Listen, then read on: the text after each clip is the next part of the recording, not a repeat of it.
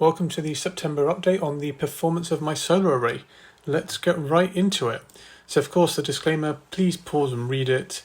I'm not an expert, I'm just sharing my opinion. If you do want any of this equipment, make sure you get qualified advice first. Alright, let's get straight into the numbers. So I don't know what happened to the sun in September, it just seems to have disappeared and summer has abruptly ended. So our production has reduced dramatically and we only managed to produce 478 kilowatts throughout the entire month. We exported 10.8 kilowatts. We imported 359 kilowatts, meaning our house consumed 827.4 overall. So this is a dramatic difference, and the key points are that we weren't generating enough solar every day to meet our demand. So our house uses roughly 20 kilowatts. So you can see from the graph on some days we're barely making 20 and many days we're below 20 kilowatts. So the difference is being drawn from the grid during the night on the most part on the Octopus Go tariff. In addition to that, because we don't have surplus solar, we are no longer charging the car using the sunshine, and we're going to have to start charging the car overnight using the Octopus Go tariff. So during the first portion of the month where you see quite significant grey bars above the blue, this is where I'm charging the car overnight and drawing significant kilowatts, but I'm doing it on the Octopus Go rate. So overall, not a great month for sunshine in comparison. Of course, we're kind of tailing off now from the summer, so we're expecting it to go down, but I wasn't expecting this much of a dramatic change just between August and September. You can see that we've basically not exported anything. This is just kind of noise from our GivEnergy system. We're basically consuming and storing everything we can, and instead we're having to import power from the grid to meet demand and to power the car. So overall, that means the month of September was only 57% energy independent, right? The rest of our power was being drawn from the grid. Looking at the array on the right hand side, you can see that they're all coloured blue, meaning that we're not really producing that much given the solar panel that we've got. And in particular now, the panels which are affected by some shading are really starting to show that they're affected by shading because the sun's got a lower track in the sky and that panel doesn't really get much sunlight during the course of the day. Alright, let's move forward. If I talk about the best and the worst days, so our best day was the 17th of September. We produced 25.5 kilowatts. We didn't actually have enough power in the battery to survive the night. So you can see in the early hours we were pulling power from the grid to charge up the battery, and then for the remainder of the Octopus Go tariff we're meeting our house's demand by pulling power from the grid. At 4:30 when Octopus Go switches from the cheap tariff to the expensive tariff, the battery takes over and discharges until the sun comes up, and that charges up the battery and then keeps us going through the rest of the night.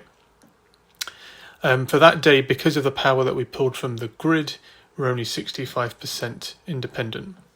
If I look at our worst day in terms of solar production, the 13th of September we only produced 19.5 kilowatts, but the battery lasted us all night from the day before, and it lasted us the remainder of the evening that day.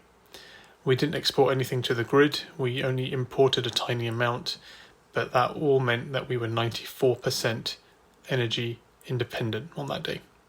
So it's a bit hard now to kind of pick the best and the worst days, but I'm just kind of doing it based on the solar production, not the overall statistics. You could take a different view if you considered all the other metrics we've got as well. So moving on to look at the performance of the array. So I've just added the kind of diagram for September over here on the bottom right. You can see that we're not quite, but we're kind of approaching just half of what we had done the month before.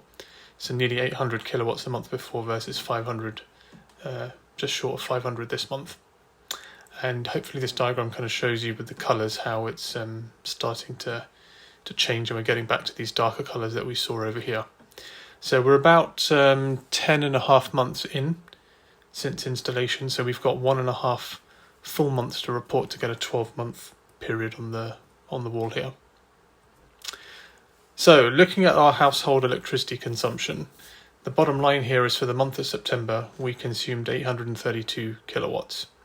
Now this is where it starts to get a bit tricky, but first of all, let me just explain. So 375 kilowatts, according to this, came from the grid. 193 kilowatts came from solar panels to power our house. A tiny sliver, and it's 7 kilowatts, went into the eddy, and 257 kilowatts went into charging our car. Now, because we basically didn't have any solar surplus, the 257 kilowatts that went into the car did not come from the solar power. It all came from the grid. So this number is part of this number, which makes it a bit complicated. If I fix the chart, I'm going to break all the previous bars, so I've left it alone for the time being. When I get to that kind of 12-month period, I'll figure out how to revamp this. But what I'm saying here is that from the power that we pulled from the grid, 257 kilowatts of that went directly into the car. This month, our car was not powered by sunshine. It was powered by cheap electricity based on the Octopus Go tariff. The eddy has only got a tiny amount because, again, we're not generating enough surplus. So during the course of the day, we were never in a position where we fully charged our battery and then surplus goes to heating the hot water or charging the car. So after the first few days of September, when I realised the weather's rubbish, I have switched off the eddy completely so it doesn't compete with the battery and nothing's going in there. That means all of the power is going into the battery to charge it up. So that's why it's on a sliver, and basically the eddy is now going to stay switched off until we get into the spring. So I can't see that we're going to have enough sunshine to charge up the battery and have a surplus. And if we do have a surplus, now I want it to go into the car rather than the eddy. If I talk about gas, so we've had a dramatic increase in the amount of gas that we're consuming. So 847 kilowatts in the main portion of our house and 1,047 kilowatts in the other portion of the house. September has been a bit chilly, so we have switched on the central heating, particularly the kind of second portion of our house represented by these red segments. It's north facing, so it definitely feels the chill and doesn't get much sunshine warming it up during the course of the day. I am kind of surprised at how much we've leaped forward, because if I compare to September of the previous year, we've used a lot more gas than we have done.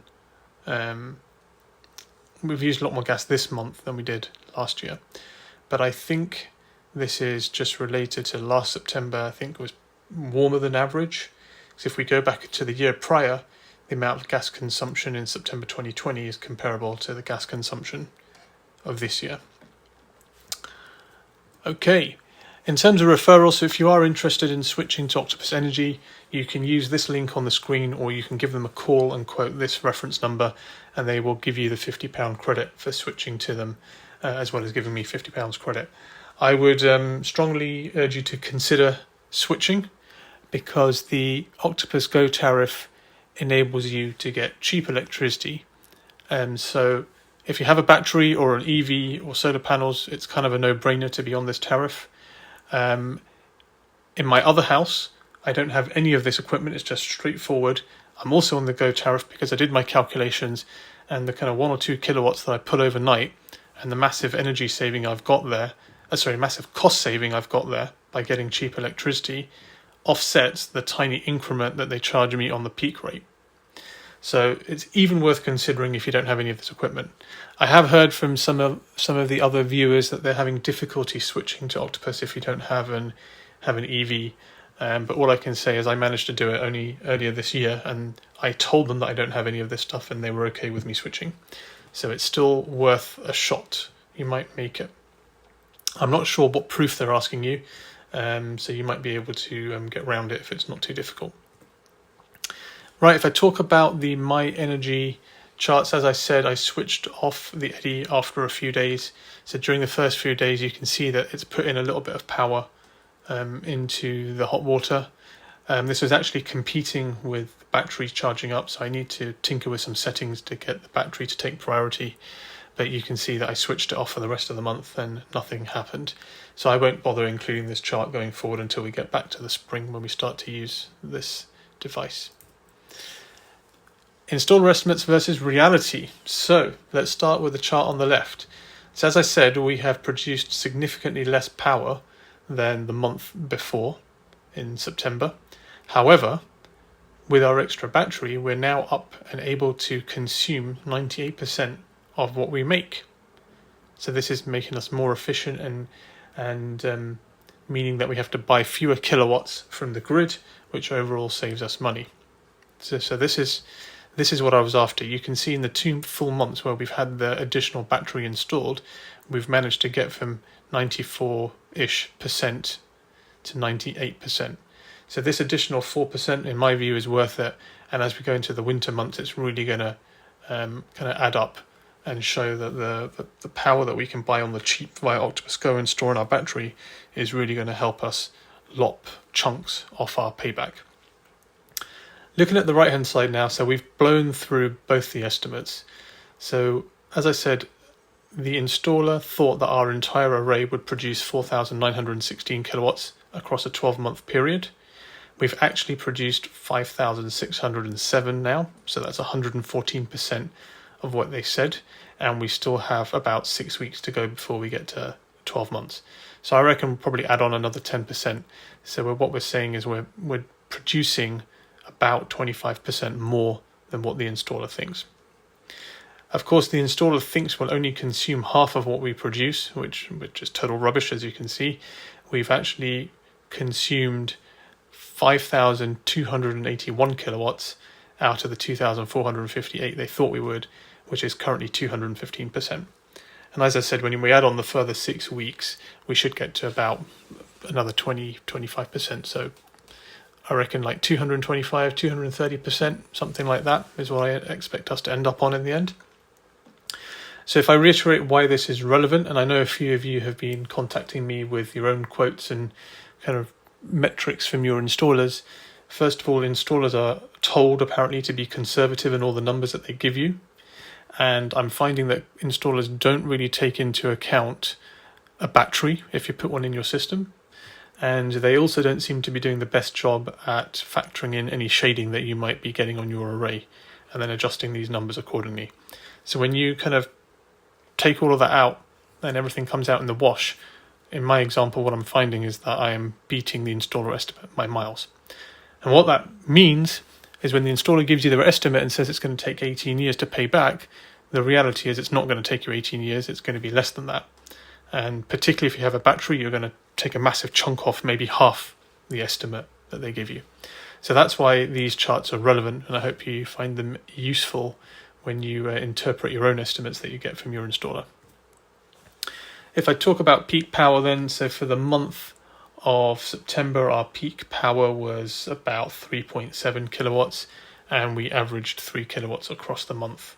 Again, I've got the temperature on there, but I don't see the correlation. I'm beginning to wonder if I need to do a ratio between peak power and temperature, and then I might start to see it.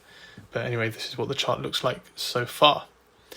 Going forward to energy independence, so those first few days of September where I was charging the car a lot really pulled down our figures to like 20, 30, 40%. And then second half of the month I wasn't doing so many long journeys, and then the figures went back up. Overall, that means our average was 68% across the month. So as I say, it's the low production and the fact that I was using the car quite a lot and charging it up, which just really pulled down the average. But despite that, our average for the lifetime is still 79%. So this is still a really, really good figure. If you remember, I've been saying that I expect this to land on about 68, 69, 70% once we've completed a full 12 months. So I think we're on track for that, and I think we might actually beat my own prediction. But we'll see. We'll see when we get to the next video. All right, and let's get on to the payback curve then. So if you are finding these videos helpful, please like, subscribe, hit the notification bell. It really helps me out, and it really helps these videos get in front of other people who are also looking and considering getting any of this equipment in their setup. All right, let's read through the numbers then. So first of all, the numbers at the top. The capex has stayed the same. We haven't purchased anything additional. The savings from solar alone are now approaching £1,500. The savings by not driving around in our old diesel car has got to £850. The Eddy has saved us £57.69, which has only added a fraction on this month because we've barely used it. For all of the power that we're exporting back, Octopus has given us a grand total of £2.55. So I had a question from one of our viewers where they're trying to interpret how to put all this equipment together, and kind of picked up on the bit that I said that the last thing you want to be doing is exporting your surplus power to the grid. And this is why. Of all the kilowatts that I've given back, they've given me £2.55 for it. And I must have given them about 100 kilowatts, something like that, that's worth paying for. Maybe more than that, 200 kilowatts. And this is all I get for it. So you'd much rather use those 200 kilowatts, because if you have to buy them from the grid, they're going to charge you about 35 pence per kilowatt. But they're only giving me 4.1 pence if I sell it back to them. So I can't underline any more that the most important thing to do, no matter what happens, is consume the kilowatts that your array is producing. Do not give back to the grid under any circumstances. If you're on the Octopus Agile tariff, where you're tracking the wholesale rate, then of course what I'm saying is completely different. You can actually make a lot of money by doing so. But at least with Octopus, you can't be on the Go tariff and the Agile tariff at the same time. It's one or the other, right? So I've decided to be on the cheap tariff for my incoming electricity and sacrifice the better rates on my outgoing electricity. Okay, but if you happen to have an array which is totally oversized for your property and you're just constantly pumping electricity back to the grid, you may want to consider being on the Agile tariff where you can get wholesale prices. So what I would do in that scenario is charge up your battery during the day, and then at like 4 p.m. to 7 p.m. at peak time, when they're currently charging 60p a unit, sell your whole battery back to the grid. At that point, you'll make a ton of money. That's how to make money, by selling power. You need to be on like the Agile tariff, but you also need to have an array which is oversized for your property, and somehow you need to get approval from the DNO, the network operator, to have an array which is disproportionate to your consumption. Part of the G99 application to the grid is to check that your array is proportional to your consumption. And if they see something disproportional, they'll tend to limit how much you can export to the grid. So whilst theoretically it's possible to make money, your DNO might put a block on it. So don't bank on what I'm saying there. But anyway, what I'm trying to highlight here is that in my case, exporting to the grid is the last thing I want to do, because they barely give me any money for it. It's not been worth the amount of paperwork that I had to fill in so far. All right, I've added a new box in this time, and I've called this Octopus Savings. What I mean is it's the Octopus Go Savings. So because I am now charging my car using Octopus Go, and I'm charging up my battery using Octopus Go because I'm not producing enough solar power, I'm purchasing those kilowatts from the grid, but I'm purchasing it on the cheap. It's roughly a quarter of the peak time price. So my Octopus Go peak time price is about 31 pence. It's on the chart, 30.083, and my nighttime rate is 7.5 pence. Okay, so that's approximately a quarter, in fact, almost a fifth. So what I'm saying is, by charging my battery and charging my car on the cheap, I have saved 80%, 75 to 80% of what I would otherwise have paid. So in terms of monetary value, that equates to about £60 just for the month of September. I haven't been doing this in any of the prior months. That's why we don't have this box before, and we don't have any savings like that. I will say up front, it's not 100% accurate. This could be £1 or £2 off the mark, but in the grand scheme of things, it's close enough. The cost to charge the EV has gone up a bit because, like I say, we're charging an Octopus Go, so the amount of kilowatts that we put into the car, I've multiplied it by the 7.5 pence and added that number here. So that takes the net of all these numbers to £2,326 saved so far with our entire installation, meaning we've got £19,289 left to pay off. We have therefore paid back 10.8% of our system. We've had it installed for 10 months and 20-something days, and our forecasted payback is 8 years and 6 months. So, despite September not being a fantastic month, and we've had to start paying for electricity from the grid, because we've managed to save a chunk of money by using Octopus Go, we've still saved this almost the same amount of money as last time, and we've still managed to lop off another 6 months from our forecast. Okay, last month we were on 9 years and 1 month to break even. This year we're on 8 years. This month we're on 8 years and 6 months. So this really, really is fantastic, and it validates what I've been saying. I think the payback is between 7 and 11 years, and this seems to be landing on, I think it'll average about 9 years once we get next month's data in here. So it's bang on the money. Our energy, so that's the big numbers at the top. Let me just talk about the chart in the background, then I'll read out the numbers in the table. So this yellow line that you see over here is our capex, right? This is how much money we invested in this system. This is the 21,616. These lines at the bottom represent all of these different boxes that you see here. The objective is this green line here on the top needs to catch up with this yellow line up here. That's when we hit break even. When the green line overtakes the yellow line, that's when we're making money, so to speak. So we still got a long way to go, but the amount that we've accomplished so far is the 10%, right? So at the moment, like I said, the forecast is about 9 years for the green line to catch up with the yellow line. So I think that is reasonable given that I have an east-west array.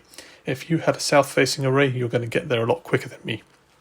Also, if you have a string inverter system rather than a microinverter system, you'll get there quicker because they're cheaper. Okay, so there's a few things which have made my investment a little bit more expensive than you might otherwise be able to get it for if you have the most ideal setup. All right, let's go through the numbers then. So solar production, 478 kilowatts. We exported 22 kilowatts this month. Meaning that solar production 478, that means we consumed 456.9 kilowatts in our house. The grid import according to Enphase was 359 kilowatts. According to Octopus, we imported 375 kilowatts. In terms of consumption, then our house consumed 827. Of that, 7 came from the eddy, 257 was going into the car, meaning that the house itself consumed 192. As I said, these metrics are a bit messed up now because of the switch of charging the car from the grid rather than from the EV. When I do the kind of revamp of all these slides and metrics, when I get to 12 months, I'll figure out a better way of doing this. At the moment, it doesn't kind of make sense. Our gas consumption is 1901 kilowatts. Although I've submitted the readings to Octopus, I don't have a bill from them yet, so I don't have the number to insert over here. But my offline calculations, as you can see, are kind of close enough, and this number is not used in any calculation going forward, so it's just for reference. I'll add it in there next month when I get the number. Capex has remained the same then at 21,616. Unit prices have stayed the same.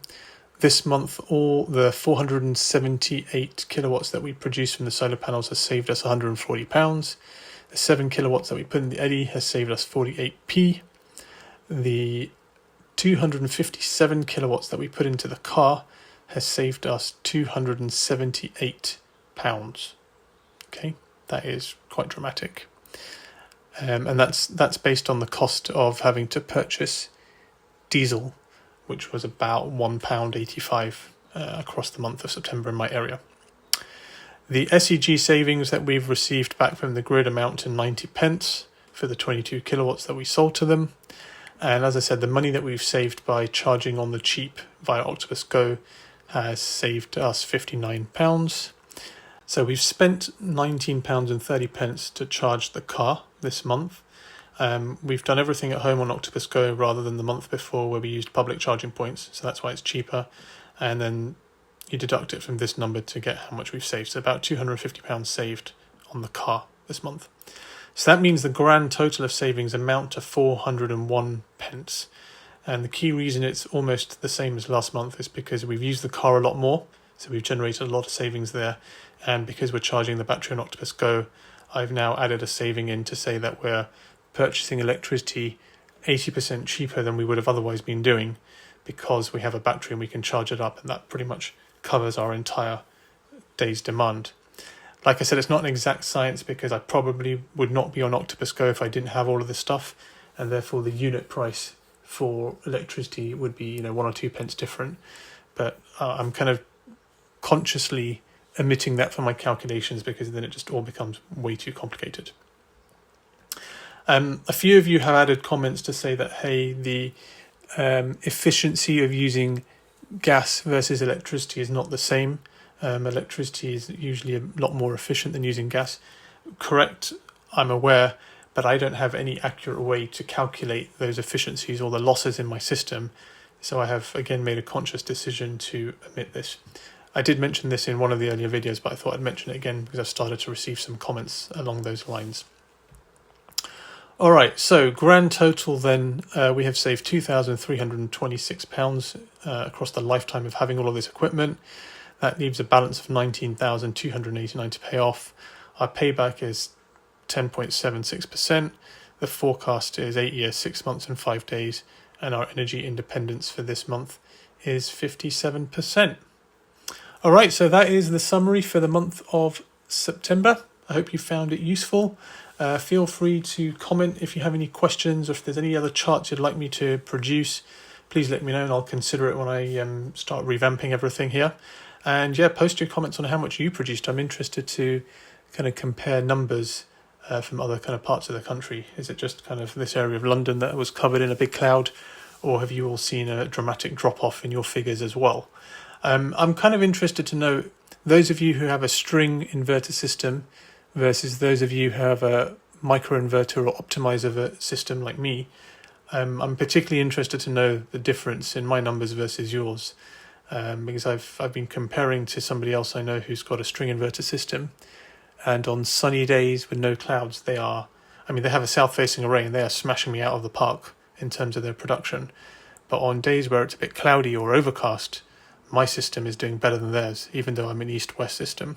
And I think that's where the microinverters are kicking in and wringing out every drop of power they can from the panels, versus having to kind of configure to the weakest link because they're configured in a string. So let me know if you have one of those kind of systems. I'm really interested to compare my figures to yours. Otherwise, thanks for watching, and don't forget to hit that like button and subscribe, and I'll catch you in the next video.